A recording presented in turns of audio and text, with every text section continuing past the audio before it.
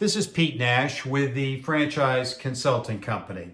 And one of the questions I'm frequently asked is, okay, Pete, what road have you traveled? Why did you want to get into franchise ownership? Well, I think first of all, let me give you an idea as to what my background was in corporate America. I was in medical device management, ran national sales and marketing programs, and quite frankly, I enjoyed what I was doing. However, I always wanted to achieve the American dream, where I owned my own business. So God, over 20 years ago now, I started to look for a franchise. And quite frankly, it wasn't something that I was able to achieve quickly. Spent about 3 years, several thousands of dollars that probably I didn't have to spend, and found a franchise that I certainly felt I could be successful with.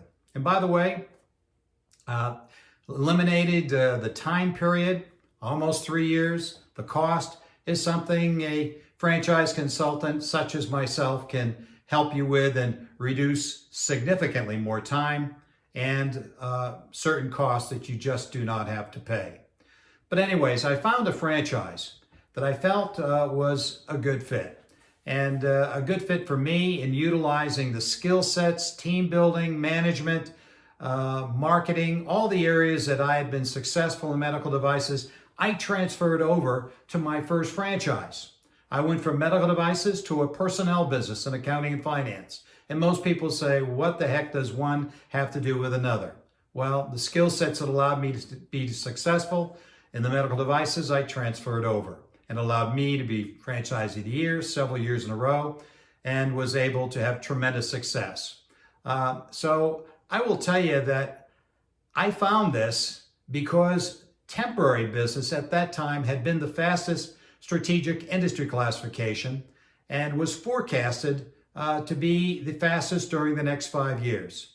And I thought, coming out of a mature industry such as medical devices, that this would be a great opportunity for me to manage, run a successful business. This was a owner-operated business, and which I worked in the business on a daily basis.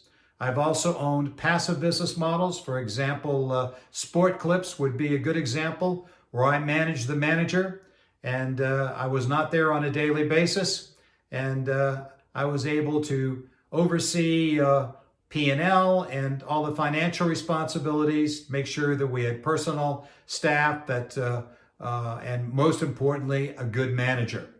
Also got into development, where 1,000 Points of Knowledge, a spin-off of Sylvan Learning Centers, where I was developing multiple locations.